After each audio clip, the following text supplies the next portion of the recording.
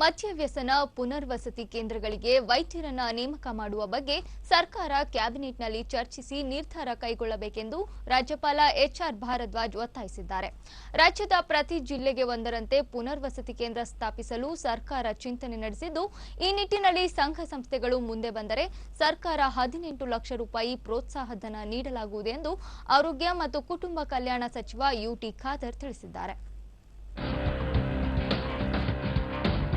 ಬೆಂಗಳೂರಿನ ಕನಕಪುರ ರಸ್ತೆಯ ಕಗ್ಗಲಿಪುರದಲ್ಲಿ ಹಮ್ಮಿಕೊಳ್ಳಲಾಗಿದ್ದ ನೂತನ ಅನುನಿತ ವ್ಯಸನ ಹಾಗೂ ಪುನರ್ವಸತಿ ಕೇಂದ್ರಕ್ಕೆ ತಮಿಳುನಾಡು ರಾಜ್ಯಪಾಲ ಡಾಕ್ಟರ್ ಕೆ ರೋಸಯ್ಯ ಹಾಗೂ ರಾಜ್ಯಪಾಲ ಹಂಸರಾಜ್ ಭಾರದ್ವಾಜ್ ಚಾಲನೆ ನೀಡಿದರು.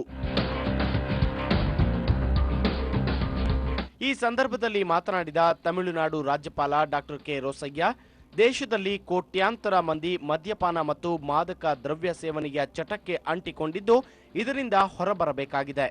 ಮಾದಕ ದ್ರವ್ಯ ಮುಕ್ತ ಸಮಾಜ ನಿರ್ಮಾಣ ಮಾಡಲು ಸರ್ಕಾರಗಳು ಅಗತ್ಯ ಕ್ರಮ ಕೈಗೊಳ್ಳಬೇಕೆಂದು ಹೇಳಿದರು. Clearly states that the problem of incidence of alcoholism and substance abuse is assuming alarming proportions and poses a threat to society. Today, such ill effects on physical and mental health, drug addiction is emerging as a major social problem with increasing incidence of crime. ರಾಜ್ಯಪಾಲ ಹಂಸರಾಜ್ ಭಾರದ್ವಾಜ್ ಮಾತನಾಡಿ, ಮದ್ಯವ್ಯಸನ ಪುನರ್ವಸತಿ ಕೇಂದ್ರಗಳಿಗೆ ವೈದ್ಯರನ್ನ ನೇಮಕ ಮಾಡಿಕೊಳ್ಳುವ ಬಗ್ಗೆ ಸರ್ಕಾರ ಕ್ಯಾಬಿನೆಟ್ನಲ್ಲಿ ಚರ್ಚಿಸಿ ಸೂಕ್ತ ಕ್ರಮ ತೆಗೆದುಕೊಳ್ಳಬೇಕು. ಜೊತೆಗೆ ವೈದ್ಯರು ಕೂಡ ಸ್ವಯಂ ಪ್ರೇರಿತರಾಗಿ ಸರ್ಕಾರಿ ಆಸ್ಪತ್ರೆಗಳಲ್ಲಿ ಕಾರ್ಯನಿರ್ವಹಿಸಬೇಕು ಎಂದು ಕಿವಿಮಾತು ಹೇಳಿದರು.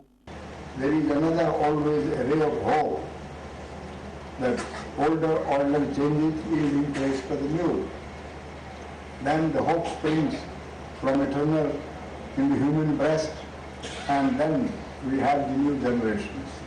ಆರೋಗ್ಯ ಮತ್ತು ಕುಟುಂಬ ಕಲ್ಯಾಣ ಇಲಾಖೆಯ ಸಚಿವ ಯುಟಿ ಖಾದರ್, ರಾಜ್ಯದ ಪ್ರತಿ ಜಿಲ್ಲೆಗೊಂದರಂತೆ ಪುನರ್ವಸತಿ ಕೇಂದ್ರ ಸ್ಥಾಪಿಸಲು ಸರ್ಕಾರ ಚಿಂತನೆ ನಡೆಸಿದ್ದು, ಈ ನಿಟ್ಟಿನಲ್ಲಿ ಸಂಘ ಸಂಸ್ಥೆಗಳು ಮುಂದೆ ಬಂದರೆ ಸರ್ಕಾರ 18 ಲಕ್ಷ ರೂಪಾಯಿ ಪ್ರೋತ್ಸಾಹ ಧನ ನೀಡಲಿದೆ ಎಂದರು.